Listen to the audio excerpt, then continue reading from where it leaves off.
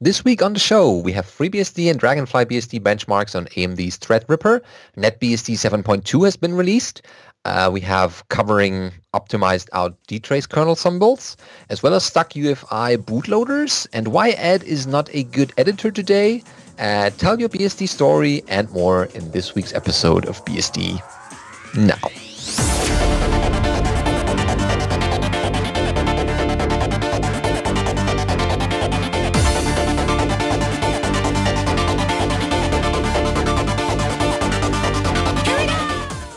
BSD Now, episode 264, optimized out, recorded for the 19th of September 2018.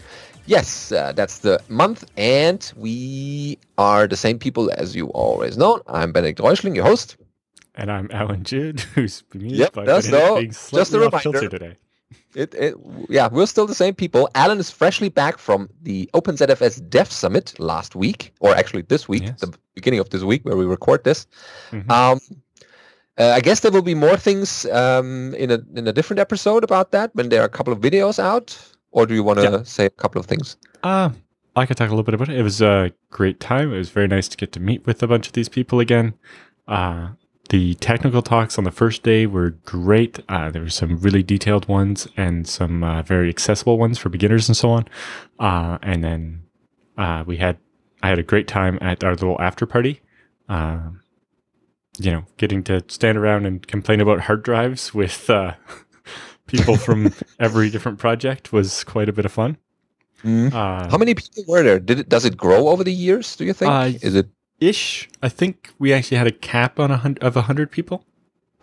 I'm not sure, but so it was around 100 people on the first day, and it was very good. And then on the second day, we were at Delphix's office, which we've done a number of times, although two of the last year and 2 years before that, when I was there, they were both at GitHub. I remember the AutoCAD picture. So the hackathon, we actually spent the first couple hours doing smaller presentations, lightning talks, mostly getting status updates on people's work in progress, whereas the main talks were more explaining specific subsystems or introducing mostly completed features rather than in progress stuff.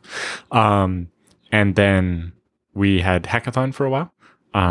Part of that was we had a working group about coordinating development across the different platforms. That's important. Coming out of that is a master spreadsheet tracking which features are available in which different operating systems. So there's, the Lumos, ZFS on Linux, FreeBSD, OS 10, etc. But also tracking who's responsible for bringing it into the different projects. This feature, encryption's not landed in FreeBSD yet. There are people working on it, and putting their names down means that as the people working on it in other projects find problems or whatever, they can make sure, hey, heads up, we found this bug. You're going to want to merge this commit in addition when you merge this over into FreeBSD and so on. And make sure to ask person X, who is that person's owner or that item's owner. Yes, just to know who to ping for different things. And also, it sounds like we're going to also set up a monthly call with stakeholders from the different projects. Also and try to better define what OpenZFS is, because, for example, the ZFS on Linux is diverging a bunch in different places. And coordinate getting more of that, everything commonized, and also keeping it together. Making sure that the features that go in are actually ready, and making sure we don't end up in situations where we have a buggy release of ZFS, because it's a file system. It really needs to be stable. That needs to be super hard stable. Good. So we're going to have a call to coordinate that and try to keep things on track. But more importantly, there's just so much happening in ZFS nowadays as the group of developers gets bigger and bigger, and more companies are using it. It's popular. It will just help for everybody to have a basic idea of what's going on everywhere, so that we don't get two different companies independently spending all their time working on a thing, and then they both arrive with, I've completed this feature. And it's like, well, I've completed it, but differently. Like, well, I did it first. It's like, well, we both worked on A and we both want B. we could have done one of us do A and one of us do B. And it's not working in each other's systems. Yeah.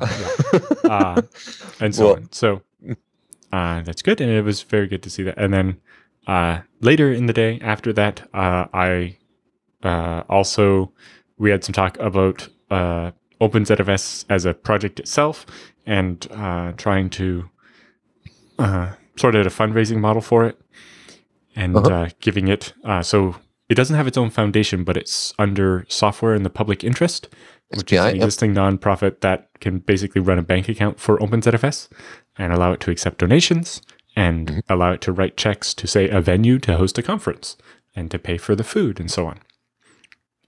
Yep. So looking at having sponsorship for OpenZFS that isn't just for the conference as well, to cover other things, but also to allow the project to handle the plus minus on the conference every year and so on.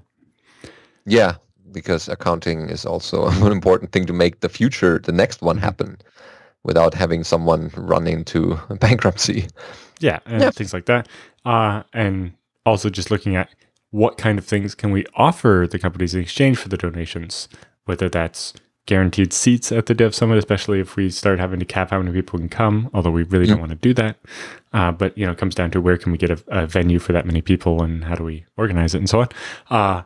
And just other things we can do, things we need to be very careful about doing,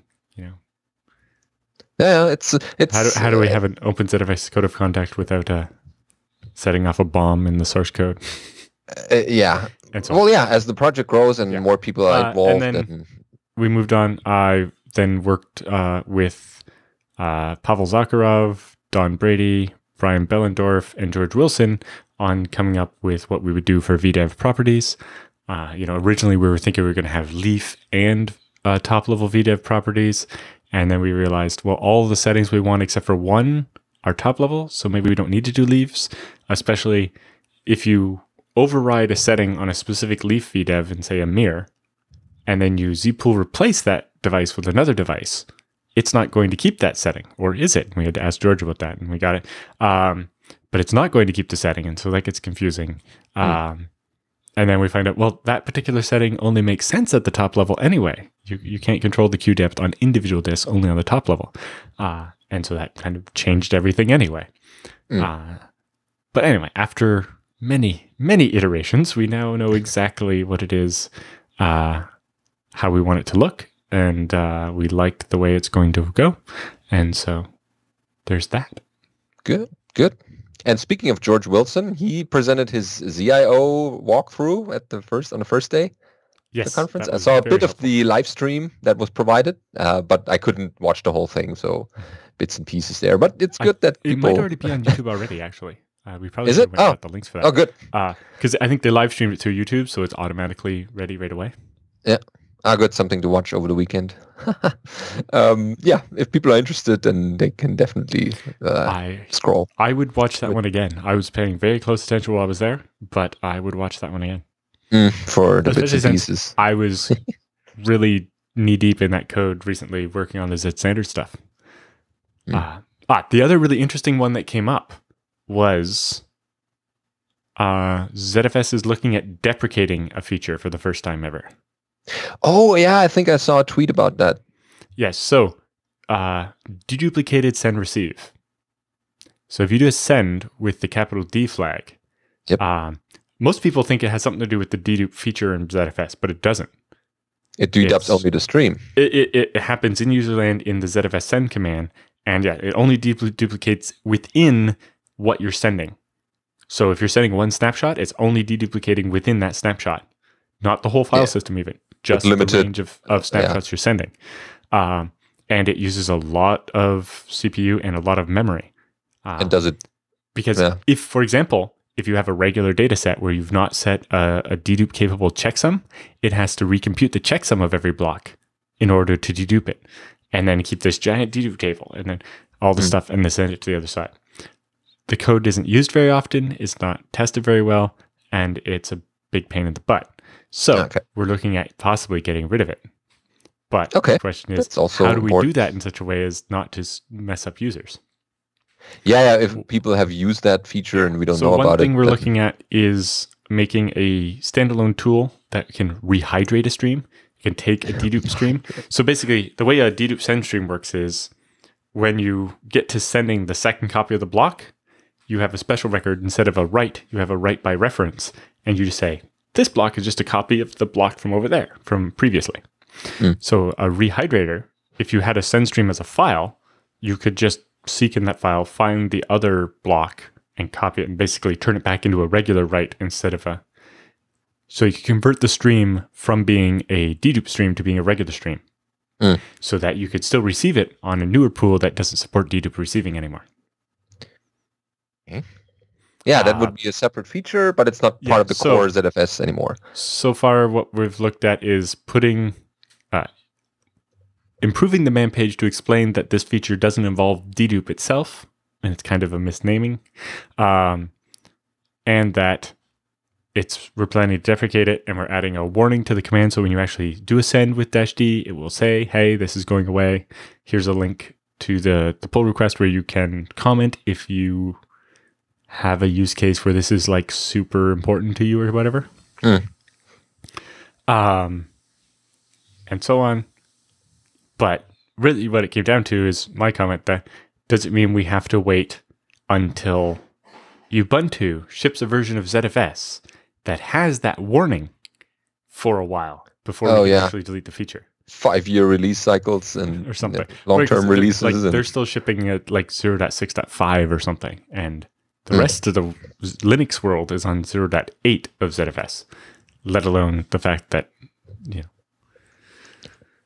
So, yes, lots of interesting stuff. And I'll go over a recap of more of the OpenZFS Dev Summit next week or the week after once I've had a chance to catch my breath. Yeah, that's good. You're still fresh from that conference. Like literally, and we're recording this on Friday the 14th.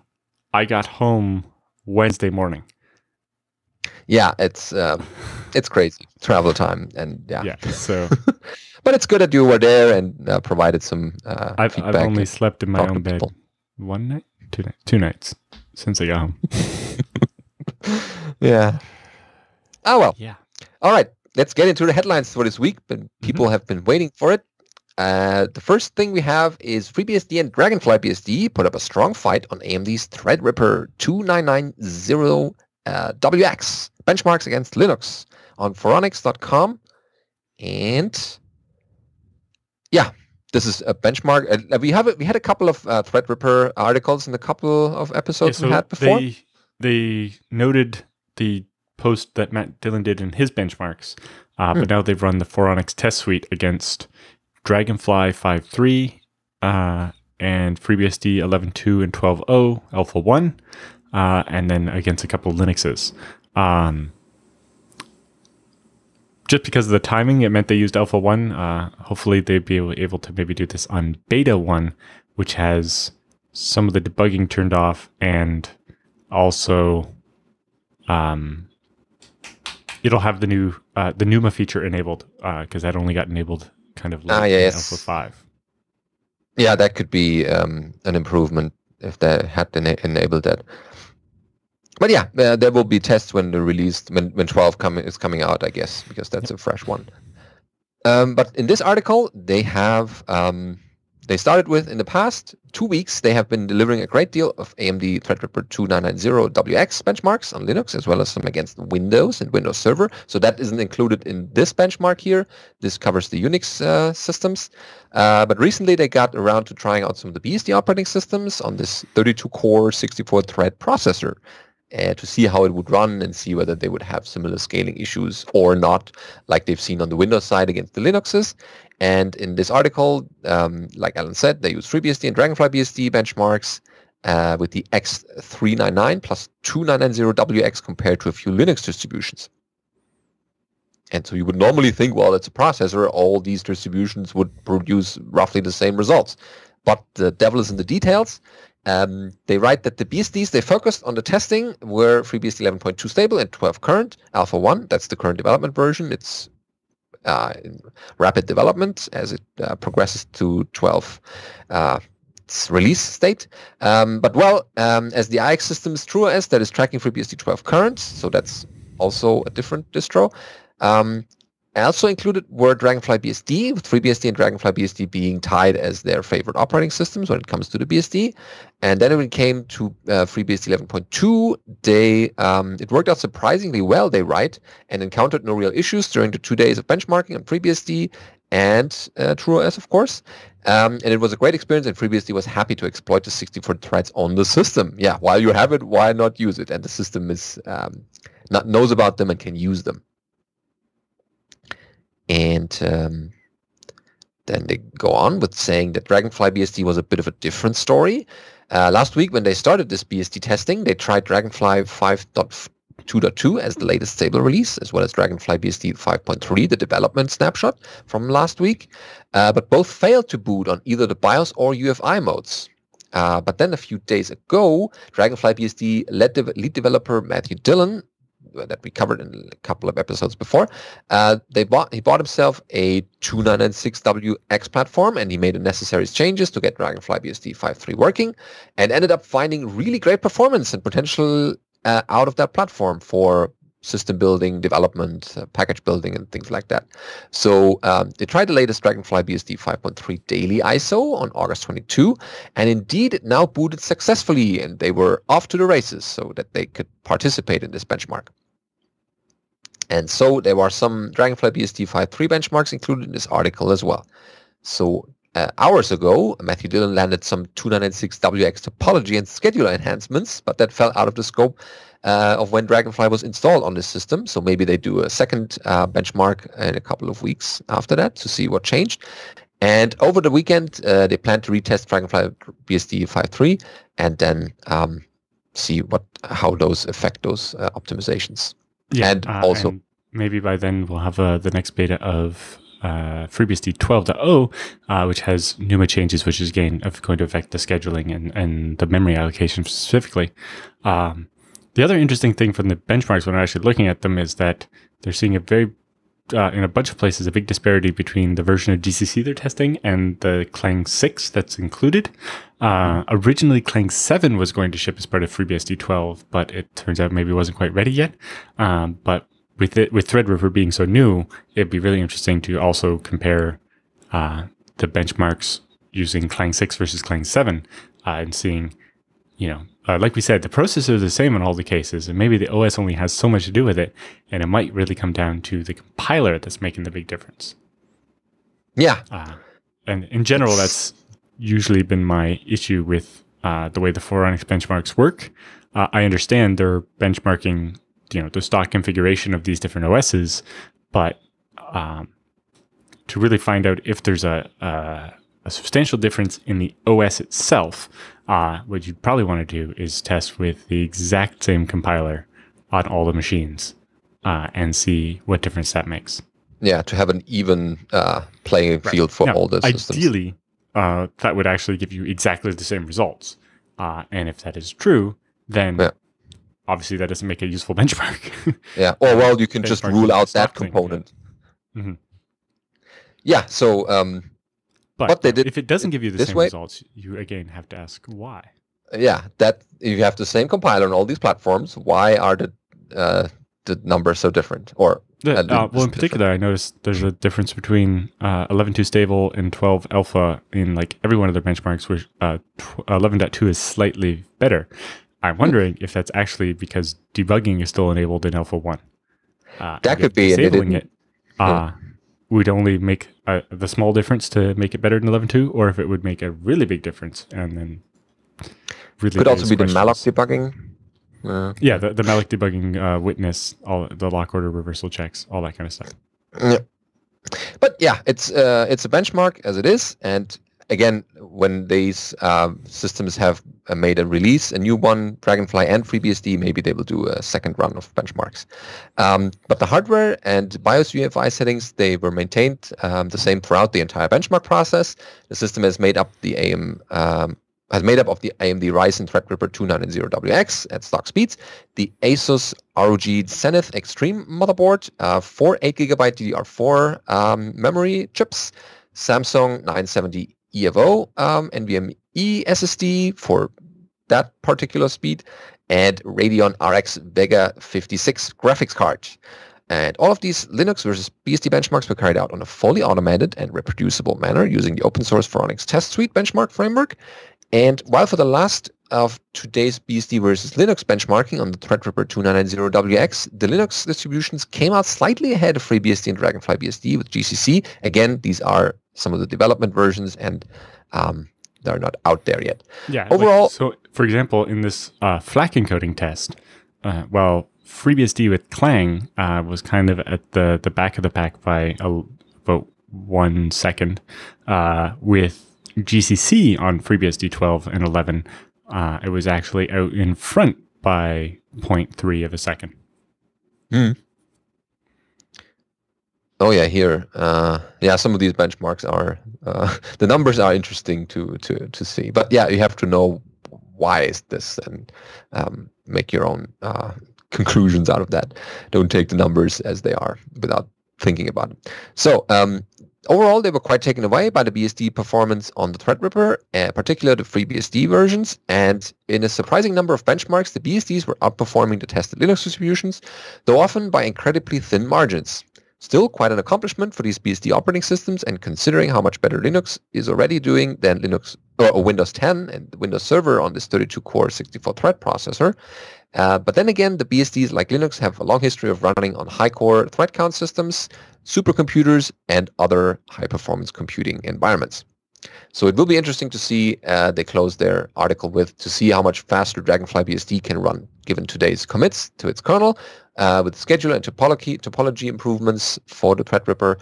And those additional DragonflyBSD benchmarks will be published in the coming days once they're completed. And I guess we'll pick them up and do a follow-up. Yeah, in particular, I'm also interested to know what differences we might see on FreeBSD with and without the NUMA flag, especially on some of the multi-threaded benchmarks. Yep. Because if we see these like bad examples or bad numbers in benchmarks, there are developers looking at these and say, okay, where is this coming from? What could be the reason? And then the process starts of, finding the place. The person doing the benchmarks should also be wondering why, everybody's numbers are in this tight range and then this one's way high or way low. It's like, well, there's probably a reason for it. Yeah. And either it might not be the operating system or the compiler's fault. It might be a problem with the test as well. Mm-hmm. Yeah, so we'll see what the future benchmarks say about this. But speaking of BSD releases, our next item in the headlines is NetBSD 7.2 has been released, and that's well worth covering here. Yep. NetBSD 7.2 is a maintenance release of the NetBSD 7 branch, which had its first release back in September of 2015. Lots of security features have been added to later NetBSD versions, and for new installations, we highly recommend you go use NetBSD 8. But 7.2 got merged support for USB 3.0, enhancements to its Linux emulation subsystem, improvements to binary compatibility for ancient NetBSD executables. Yes, somebody's still running, NetBSD 2 binaries on stuff. Well, if it works. Improvements to the IWM driver, which is the Intel Wireless 7260, 3160, 8260, and 4160. Support for the Raspberry Pi 3. Improved support on Microsoft Hyper-V with legacy network adapters. SRv4 and IBCS2 compatibility subsystems have been disabled by default on everything except for IBCS2 is not disabled by default on VAX. Yeah, well, because if VAX. You're running binaries from 25-year-old operating systems, at some give point, or take, that's going to go away. Yeah, well, at one point you have to jump to a newer version or a different system. Yeah.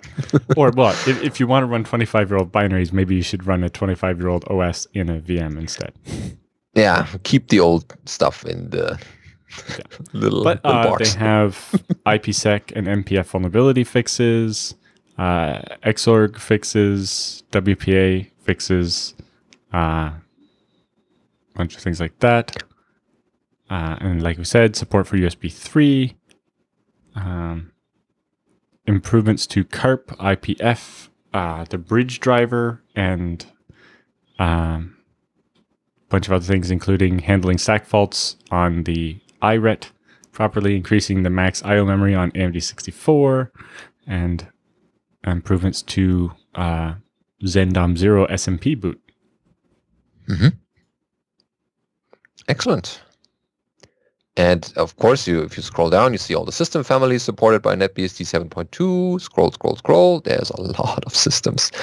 Yes, whether you have an Acorn or a MIPS, or if you still have an old Alpha, or if you have Amigas, or Ataris, MIPS, a B-Box. Your Sharp ARM Zoros PDA that you still have lying around, no one's using anymore because we have mobile phones. Console. Yep. ARM, MIPS, PowerPC, Super H. I have a phone that has a SH3 or SH4 somewhere. See? The battery's expelled up on that one already. The old HP processors, IBM stuff, Apple Macintosh, Motorola 68Ks. Yeah, of course it runs NetBSD. That's their logo and their motto, and that's what they are. Yeah, that's what they're known for.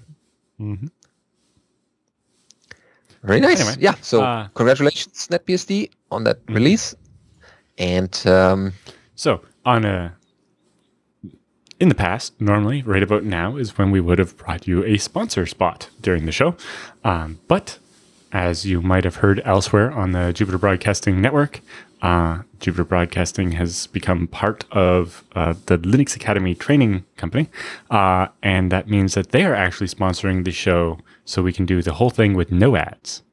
In between sections. That means a shorter and more concise and focused show for you.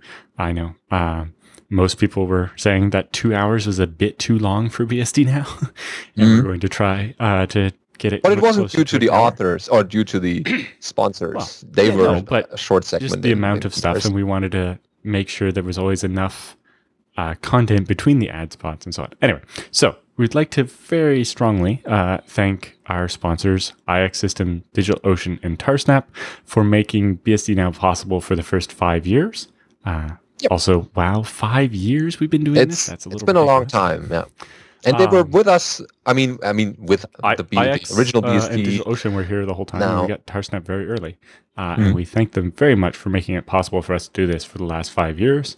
And now we get to do it without the ads. So even better. Yeah, so thanks for all these years of sponsoring. And I guess they also got something out of it. Customers, people asking for these services that they offer. And yeah, it's good for them as well as what it was for us. For example, we will still mention IX, for example. They were nice enough to take a bunch of pictures at the OpenZFS Dev Summit. And we'll share those with you next week. Oh, great. Yeah, so thanks again to the sponsors. And we'll now switch to our sponsor-less episode.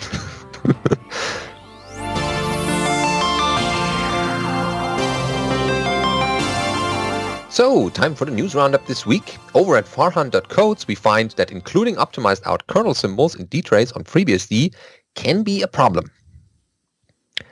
So, here the story goes. So, they say, have you ever tried to DTrace on FreeBSD and had it fail to list a probe that you were trying to find? This is because Clang can optimize out some functions by making them inline a part of another function or a bunch of other different ways. And the result is that the CTF, which is the compact type framework or whatever, CTF convert will not actually generate debugging symbols that DTrace needs to be able to tell that, hey, there's a function boundary probe there, or what the arguments of that function are. So he has a quick hack to allow you to basically cause all of the FreeBSD kernel to be compiled with all the optimizations disabled so that won't happen. In this case, Farhan was working on a wireless driver. I remember meeting him at VBSDCon last year, and he had this wireless device that didn't work, and he was trying to get it working. And after some pointers from John Baldwin and a couple other people, I actually saw on Twitter that earlier this week he got it working. He's actually transmitted packets over the Wi-Fi device with the driver he wrote. But in that process, he was trying to detrace some things and it wasn't working, and he had to figure out what to do. Okay, So in his case, he was trying to instrument the IEEE 802.11 ioctl get 802.11, whose sister function, with a similar name, has a DTrace probe in the FreeBSD 11 and 12 kernels, but the functions are located in a different file.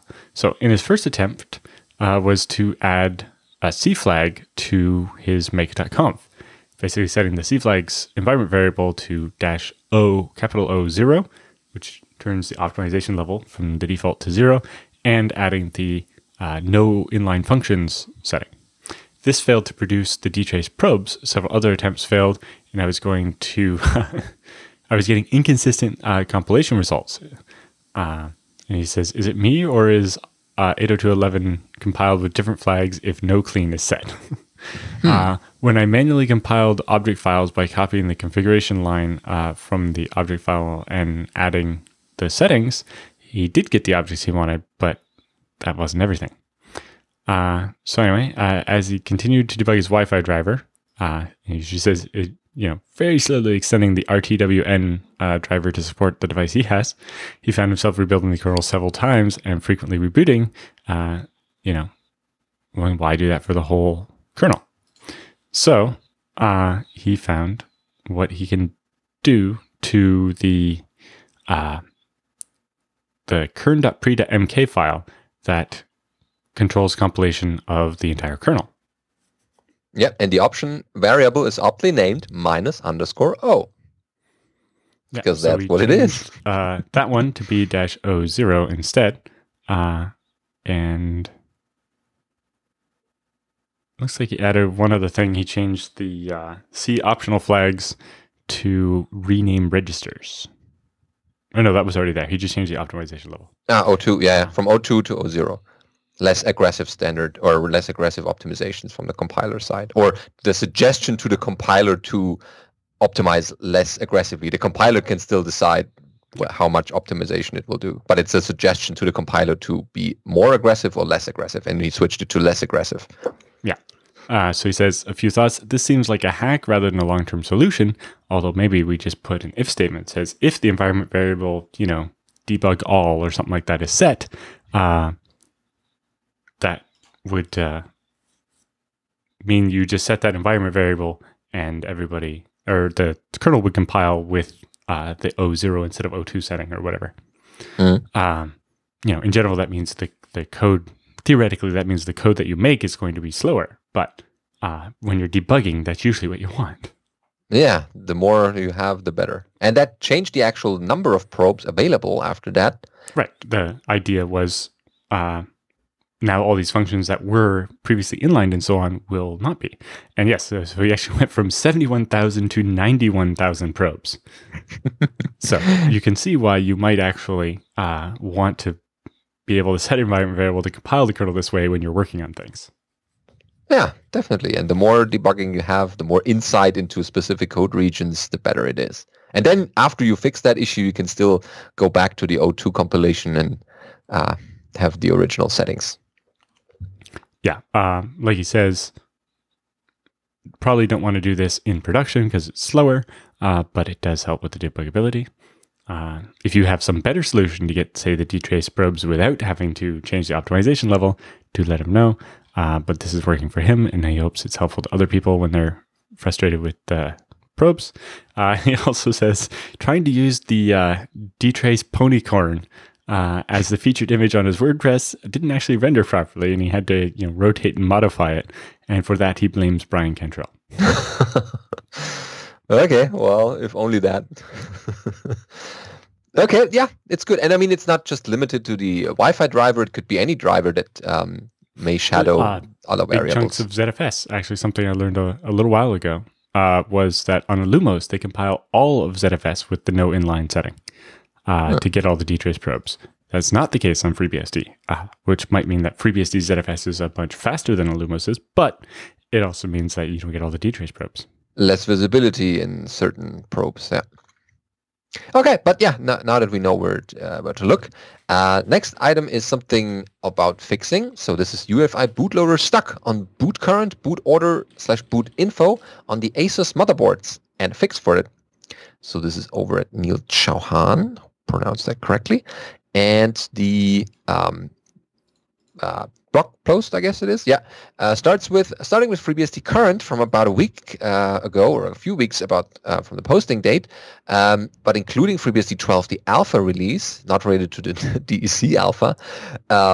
I noticed one thing. When I boot FreeBSD from UEFI on a home-built desktop with an Asus H87M-E motherboard and have root on ZFS, the bootloader gets stuck on lines like boot current, boot order, and boot info.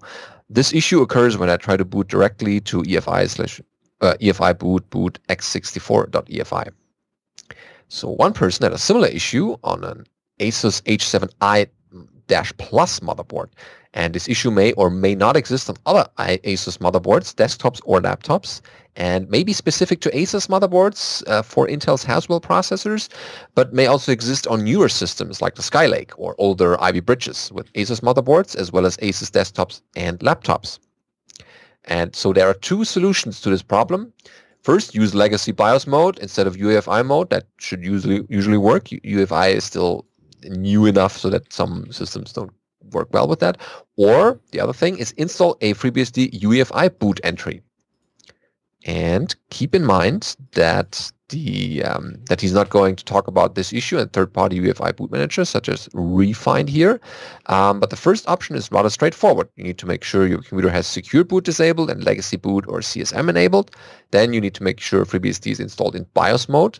And however, this solution is, in his opinion, suboptimal. Why? Because first, you are not able to use hard drives bigger than 2 terabytes, which are becoming more and more common. So this might be a problem in the future.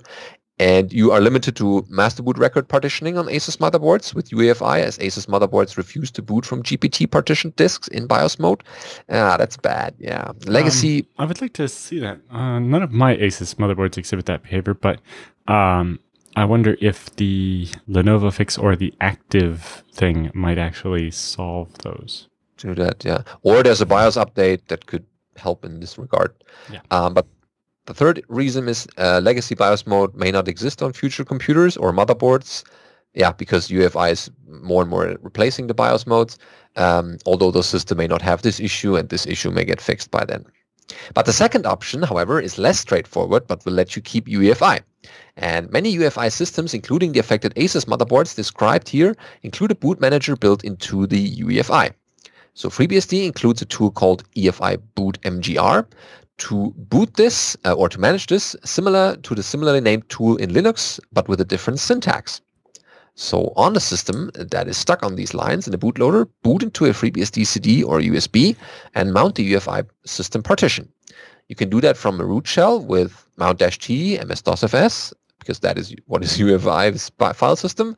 And then you put in your ADA0 partition 1, depending on which disk it is, and then mount that to /mnt in this case. And where, of course, you can replace that. That's your ADA0 PI, that's the EFI system partition, and MNT is your mount directory where it should be mounted on. And set these values accordingly if your installation uses something different. And then you create a UEFI directory for FreeBSD and install boot1.efi into it by running the following commands. First, you cd into mount/EFI. Then you create a directory called FreeBSD.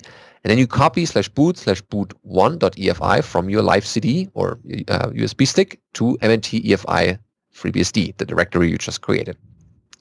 And then you replace mount with the directory that you have mounted, of course. And after that, you run the EFI boot mgr command like this.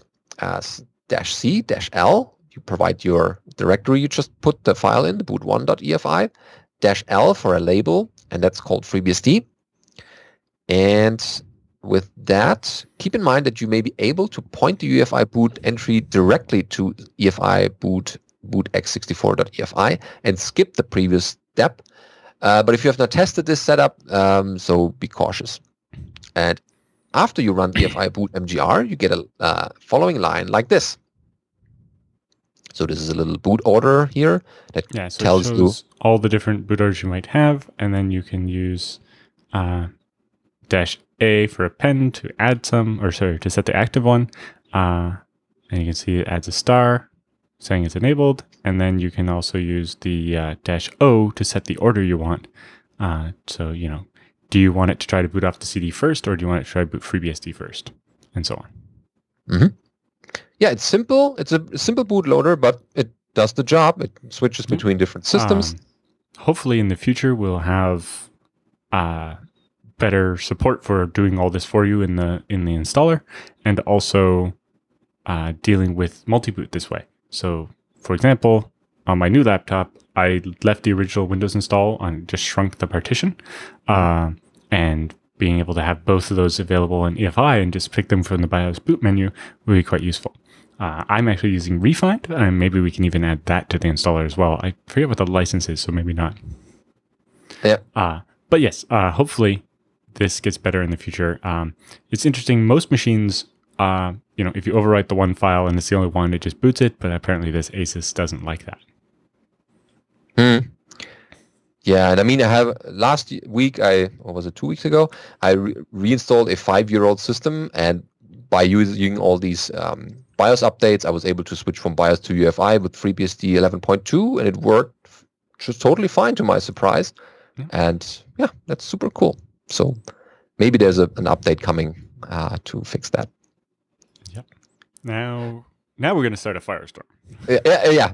Keep your asbestos underwear on. This is a little bit contentious, to say the least. So our friend, Chris Seiberman, who's we've been covering a lot of his ZFS posts recently, where he works at the University of Toronto, says, why Ed is not a good editor today. Here we go. So he says, heretical Unix opinion time. So Ed may be the standard Unix editor, but it's not a practically good editor outside of a limited environment that almost never applies today. There is a certain portion of Unixdom which really likes Ed, the standard Unix editor.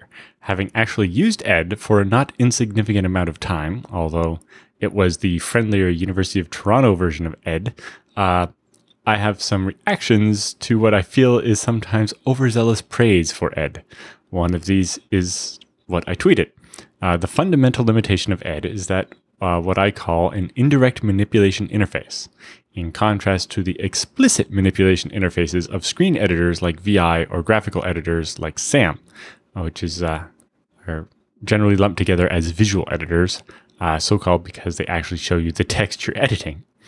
When you edit text in Ed, you have some problems that you don't have in a visual editor. You have to maintain in your own head the context of what the text looks like and where you are in it. You have to figure out how to address portions of that text in order to modify them. And finally, you have to think about how your edit commands will change the context and where you actually, when you move the cursor, where you have to remember where that cursor is now. Copious uses of Ed's P command can help with the first problem, but nothing really deals with the other two. In order to use Ed, you basically have to simulate parts of Ed in your head. So Ed is a great editor in situations where the editor explicitly presents this context in a very expensive or outright impossible operation. Ed was originally designed for teletypes, where everything displayed on your screen was going to be printed on paper. Line by line. Reprinting the whole page every time you move the cursor didn't make sense. Or, really slow links where you don't want to refresh the whole screen if you don't have to. And, we want to send and receive as little data as possible. Or in real teletypes where, the amount of context in the form of the actual printout you have means it wasn't a big deal. But back in the old days of Unix, this described a fairly large number of situations. You had actual teletypes, you had slow dial-up links, and even rather slow high latency network links, and you had slow and heavily overloaded systems. Today, your text editor shouldn't be contributing to the load on your system. However, that's not really the situation today, at least most of the time. Modern systems and links can easily support visual editors that continually show you the context of the text and generally let you do more or less direct manipulation of it, whether that is through cursoring around or using a mouse. Such editors are easier and faster to use and leave you with more brain power free to think about what you're programming and not about the editor. If you're using a visual editor, Ed is not a particularly good editor to use instead. You will probably spend a lot of effort and some amount of time on doing by hand something that your visual editor used to do for you. If you are very practiced at Ed, you might be maybe this partly goes away, but I maintain that you are still working harder than you actually need to. The people who say that Ed is quite powerful are correct. Ed is quite capable, although sadly limited to only editing a single file. It's just that it's also a pain to use. You're also correct that Ed is a foundation of many things in Unix, including sed and vi, but that doesn't mean that it's the best way to learn or understand those things, just to learn Ed first. This doesn't make Ed a useless vestigial thing on modern Unix, though. There are uses for Ed in non-interactive editing, for example, but on modern Unix, Ed is a specialized tool, which, much like DC, the math program. It's worth knowing that Ed is there and roughly what it can do, but it's probably not worth learning how to use it before you actually need it. And you're unlikely to ever be in a situation where it's the best choice for interactive editing. And if you are, something has gone very, very wrong. But, that is the point, the fact that it can help you out in those cases where things have gone really, really wrong. But if you enjoy exploring the obscure corners of Unix, sure, go ahead, learn Ed. And while you're at it, learn DC too, because it's interesting in its own way. And like Ed, it's one of those classic old Unix programs. Mm-hmm. Yeah, Michael only wrote the book as a lark. It wasn't meant for everybody to start using Ed. I'm getting the feeling that people using Ed are hipsters. You just want to be like, I'm using the cool editor. Yeah, the alternative editor and things like that. The standard editor. Yeah, you should all use that. Things like that. But the nice thing about the Unix system, there's so much variety and you can pick which editor you like and no one will normally bother. See?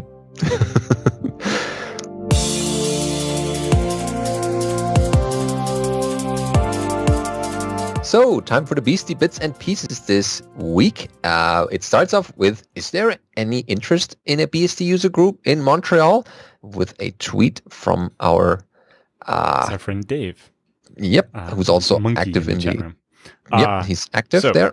If you're in or near Montreal and are interested in this user group, you should check out YUL, which is the airport code for Montreal, YULBug, on Freenode, and or reply to the tweet that we linked in the show notes. Mm-hmm. So why not? There's already a couple of people interested, so it'd be great. Yeah, definitely. It's a big city. There might be BSD users you never knew about, and you pass each other on the street every morning or something. It's well worth trying. I mean, each user groups usually start small, but once it's been running for a couple of times and regularly somewhere, then people, I should go to this one. It's been running for 5 times now, so why keep away from it?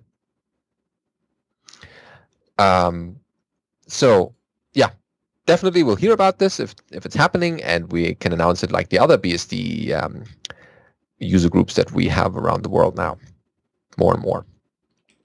Next item is tell your BSD story. This is over at bsdjobs.com, which we covered a couple of times. They have interesting job postings once in a while, or actually quite frequently. And now they have the person who's doing this, Roman, is doing a thing called Tell Your BSD Story, writing that I'm starting a series of BSD user interviews to help beginners, mostly developer and system administrators, to discover, learn, and use BSD operating systems and related projects. Share your story and help BSD community grow. For example, tell us who you are. Are you a software developer, system administrator, book author, gamer, network hacker, or artist? What is your favorite BSD system and why? How do you use it today? Do you use BSD at work or is it a hobby? You can update your story anytime, even after it's published. Start small, add details later, and please direct message your story to him via Twitter, Mastodon, or email directly. But don't forget a link to your Twitter, Mastodon, or website so that you can link to those people who sent those. Format, plain text or markdown.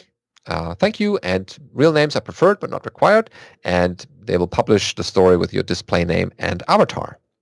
Yeah, so they don't have to be very long, although the longer the better, right? But for example, I have Olivier's here. He says, I read the Jolitz's series of articles in the Dr. Dobbs Journal back in 1991 and started with 386BSD when that came out. Then FreeBSD 1.x in 1993, and then staying on FreeBSD ever since. I became a committer in February of 1995 as the FAQ maintainer. So how do I use BSD these days? Every server-related thing, whether it's mail, websites, SSH, ports building, etc., is done on FreeBSD boxes, every service in its own jail, etc. When I was a sysadmin, I ran entire authoritative DNS servers with FreeBSD 3.5, but I was then told that the upcoming outsourcing company only did Solaris. BSD did give me a lot of contacts and friends all over the world. Every year, be it at BSDCan or UBSDCon, new people keep coming in, and that's great. Yeah, see, everyone started small and figuring out, well, am I the only person doing this thing? And then, it can grow and in different ways. I mean, Alan and I are the best examples. The things that we do now that we would probably never have thought a couple of years ago. So, but it can still be your little server farm doing BSDs, and it can also grow. So everyone has started somewhere and learned over the years to run their favorite BSD. All right, yeah, we'll see how this progresses with more stories from people. Next up is finishing leftover tasks from Google Summer of Code over at the NetBSD blog. And this goes like the following. Over the past month, they were coordinating and coding the remaining post-GSOC tasks, and this mostly covers work around honk fuzz and sanitizers. Yeah, so NetBSD had a lot of sanitizer work going on in GSOC. I think 2 or 3 different students. And it looks like Camille here is finishing up a bunch of the work, getting the hung fuzz ptrace features sorted out, and getting the rest of the sanitizer stuff going. So I guess he says he started researching kernel address sanitizers, checking the runtime internals and differences between all the ABI versions. My intention was to join the effort with Siddharth, who was the GSOC student, and head with the sanitizers for EuroBSDCon in Romania. However, Maxime Villard decided to join the effort in a little bit earlier, and he managed to get quickly a functional bare version of NetBSD AMD64. In the end, we had to decide to leave the kernel address sanitizer work to Maxime and let Siddharth to work on the kernel code coverage sanitizer. The sanitizer coverage feature is a feature of the compiler designed as an aid for fuzzers to ship interesting information from the fuzzing point of view to a number of function calls. So it figures out what it takes to go down different code paths, so the fuzzer doesn't have to try just constant random things. It can know, if I send this input, I'll go through this side of the if statement. And if I send that input, I'll go through this side of the if statement, and so on. And how cool. they worked with that. And then they have a list of things where they've actually merged commits. They have the things they've merged to NetBSD, including merging FreeBSD improvements to the man pages for timespec get, and a bunch of things like that. And then things they've actually upstreamed back to LLVM, including adding the internal sysctl as used by FreeBSD, NetBSD, OpenBSD, and OS X, trying to fix some of that stuff on Mac and so on. Oh, cool. And we should always mention that this work was sponsored by the NetBSD Foundation. And to continue this kind of development, you can donate to NetBSD Foundation to support them in this effort. Yep. And hopefully we'll have a report from the Stockholm BSD users group meetup for next week. But they already have a note about it on the OpenBSD Undeadly, saying that Anton Lundqvist gave a talk at the BSD user Stockholm meetup about the kernel coverage tracing kit that he committed recently to OpenBSD. The slides are available via the OpenBSD events and papers page. The slides contain a list of bugs found and fixed as a result of this work. And actually, Janne Johansson, who's another BSD person from Sweden. Oh yeah, He ran the Dev Summit a couple of years ago. Yeah, that was him. Yeah, he was the local host or whatever. He says, one note from the presentation was that the bugs were found during the implementation and testing of a port of KCOV with a small number of VMM guests on the laptop. This means the list will certainly grow now and with many more runs running in parallel. Also, several people volunteered hardware and or resources and donations in order to allow Anton and his project to run even more fuzzers, aiming for a more or less automated testing to be run every time a kernel commit is done to see if there's any new regressions. Mm-hmm. Yep, very cool.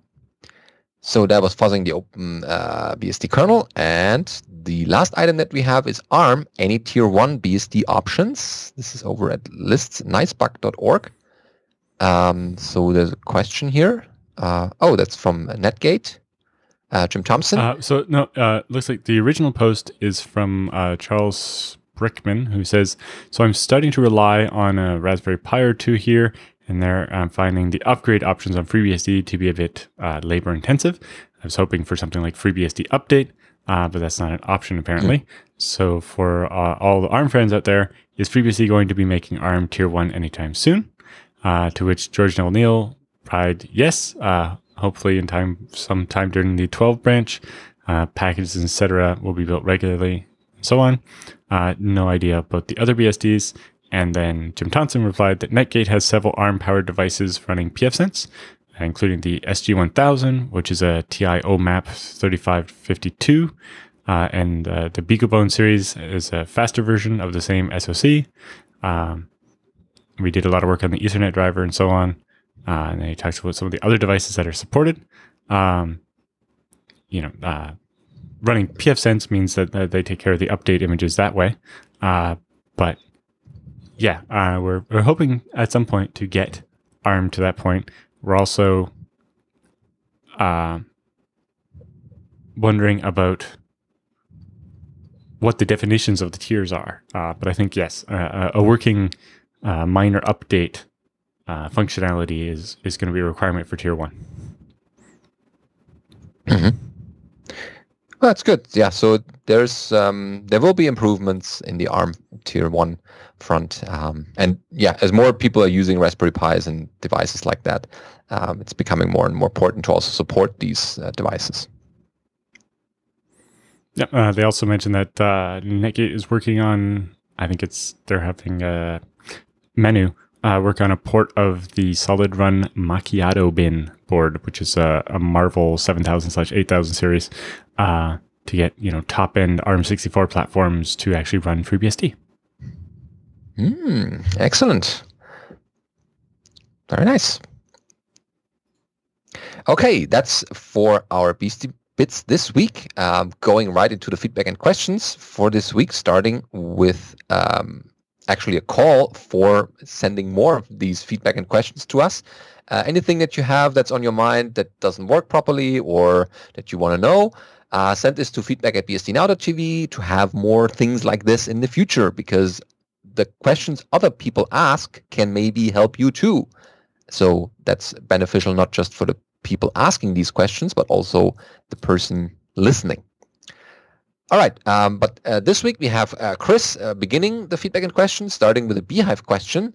And this goes, first off, I love the show and have been an avid listener for several years now. Oh, great. Thank you. I heard you guys said you needed more questions in last week's show. Yeah, and this one as well. So here's mine. I'm attempting to use FreeBSD 11.2 to centralize several of my workflows. And I've run into a snag with my Beehive Windows 10 environment, specifically USB, which is EHCI pass-through. So you do a PCI dev -L-V, list all the devices in verbose mode, and grep for PPT, and you get a certain card into corporation. They want to pass their USB card through into the VM. The problem is when they do the right command to do that, they say Beehive pass-through device 0260/0, base address or size is not page aligned. So see the size being 0x400. That's not a size they can work with. So it has to be a multiple of 4096, and 0x400 is only 1024. So the size isn't a whole page, and you can't do a partial page. I don't know what it's going to take to relax that restriction, but yes, it means generally, you're only going to be able to pass through a USB if you have a whole separate PCI card, not if it's the chipset on the motherboard. Okay. So would a bug report like this would help the developers to actually do something about it? The developers are fully aware of the fact that you can't pass through a device that's not page aligned. I don't know what the solution to that looks like. Okay. Well, maybe there's a developer out there who just has a rainy weekend ahead and, what should I do? And maybe hacking on this thing would be a good thing. Yeah, because Beehive is open. As you know, you can work on that, submit patches, and maybe that fixes it, or at least gets it a little bit better to the point that you can actually do the pass-through. Or if anyone has done crazy magic doing this and making it work, then send this also to us, and then we'll connect the people together and cover it in a future episode. All right. Then next up is Paulo with a topic suggestion, starting with, hello, fellow BSD dudes. Just finished listening to the last episode where it was mentioned an upcoming segment to the final of the show doing deep dive on system level things. As a topic suggestion for that, having some deep dive on packet processing and the firewall hooks would be awesome. I recently had to deal with some IP tables and saw the Prezo, which is still very high level but yet useful. Went through some of the net filter flow and some basic kernel structures. There's a YouTube link here. And it would be awesome to see something like that for PF or both FreeBSD and OpenBSD. Cheers. Yeah, this was one of the ones I had on my list. So I've asked Christoph Provost, who does PF on FreeBSD, about maybe coming on and doing that. He says maybe if he has time. In particular, on FreeBSD, we have a pluggable firewall framework called pfill for packet filter, which basically provides a common interface that IPFW, PF, and IPF all use to be firewalls. And it means it's actually relatively easy to add additional firewalls to FreeBSD. Not that that's necessarily a good idea, but it means that it actually provides this whole API that'd be interesting to walk through and describe to people and kind of follow a packet all the way through a FreeBSD firewall just to see what that looks like. Yeah, maybe after EuroBSDCon, because Christoph is involved in that heavily in the organization. Organize that conference, so it'd be a little crazy. Yeah, but then after it's done, and most people, they did all the final closing, not just after the closing, but there's also the organizational closing and the book closing on that conference.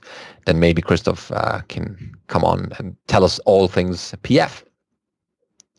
Yeah, good suggestion, and we'll follow up on that and see what comes out of that. And last this week is Bastian with how data gets to disk.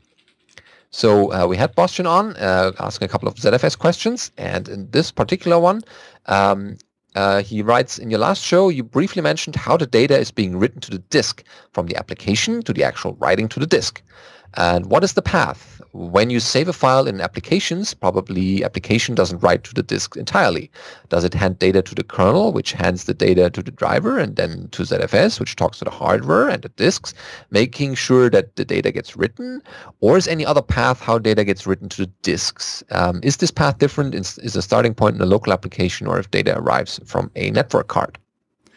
Yeah, so this one might take a minute, but I can go through that quickly. So in your application, say you're using the C API, you have the write call. So basically what you do is you open a file or a device with the open thing, because remember, on Unix, everything's a file, right? Even your hard drive is just a file. So you open probably a file in a directory on a file system, and then you get a file descriptor, which is basically just a number that tells you which file you're working with. And then you call write, you have it this file descriptor, and I want to write this data to it. And so you do that.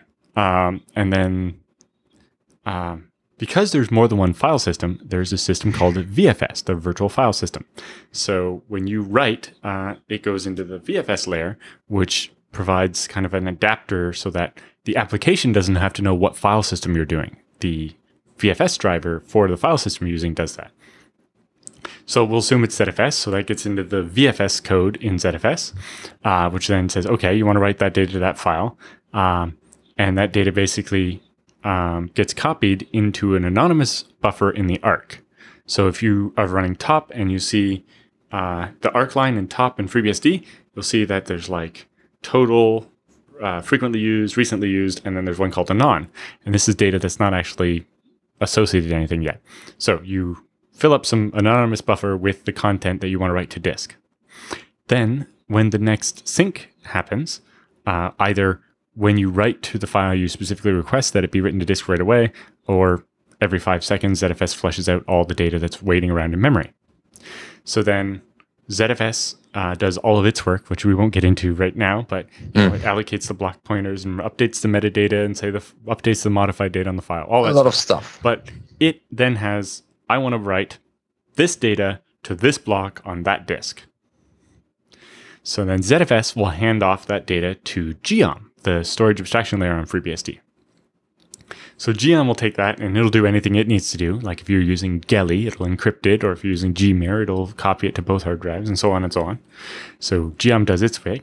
And then you get down to a lower layer. I think it's CAM in FreeBSD, where that deals with where you have your SCSI drivers or your SATA drivers and so on. So whether you're using SAS or SATA, it'll go through a different driver, and eventually you write instructions out to the driver for the controller that say, you know, I want to write this data to this offset on this disk. And then you do that, and eventually the disk does some work and tells the controller that it finished the work, and the controller tells CAM, I've completed this, or that there was an error. And then CAM tells Geom, and Geom tells ZFS, and then ZFS does its accounting for it. And then if you did a synchronous write, so when your application calls write, it basically decides whether please write this data, and then the program continues, or you can say, I'm a database. I need to know that this data is safe before I do the next thing. When you call write, you can say, tell me when you're finished. So with a synchronous write, when you call write, the program will pause until you've gone all the way down to the hard drive and all the way back up. But with asynchronous, the program just keeps continuing and maybe writes more data and doesn't wait. Anyway, so once ZFS gets the completion from Geom, it does its work, and then if the program is waiting, it will send the completion of the write command to the userland application, and it's done. And eventually you call close on the thing and exit or whatever. Yeah, and you can find the basics. Application talks to VFS, VFS driver talks to the file system talks to Geom, Geom talks to CAM, CAM talks to the disk controller driver, so like MPS if you have an LSI card, or the AHCI if you have Intel SATA or whatever, and then that talks to the physical hardware. There's actually like the SCSI protocol or the SATA protocol across the cable and so on. If you drew this thing all the way through all the different protocols and stuff, you'd be very amused at the fact that we can do all of that in milliseconds for spinning disks or microseconds for SSDs. Yeah, and also everywhere along that path could be an error. All the data needs to be passed from one layer to the next and needs to be in the same state. Not like in a silent thing where you pass like 15 kilobytes and in the next layer only arrives 13 kilobytes. So that is also why ZFS is so popular or so good at keeping the data the way it's starting from the main memory onto the disk, because it keeps these checksums, and each time it checks whether these are still the same before it puts it on the actual media. Right. That's a little bit different though. Like, you send the data down, and then eventually at some point there might be an error, and that comes back to you, and then ZFS knows there's a problem, or any other file system like UFS would know there's a problem in that case. But the really tricky one is when it goes all the way down, you read some data off the disk, and it comes back up through that stack, and it hands it to you, and it says, here's the data you requested, but something went wrong somewhere, and it's not, right? The drive is corrupt, or the head was in the wrong place and read the wrong sector or whatever. And so, yes, ZFS will use the checksum, which is stored in the metadata, which is written separately, to check when it reads, it checks that the data it got back from the disk is actually the data how it was when we wrote it. And if it's not, it says, oh, I'm going to go find another copy of it on another mirror or RAID Z or whatever. And this way, ZFS always knows if the data it got back is correct. Yeah. Maybe another week we'll answer how all of this works when you're sending something out the network card. Yeah, but it's tying into that. It's just a different source of where the data is coming from. But you can find the basics in every operating system manual where it says, there's memory, there's hard disks, and yes, and the layers are in between those.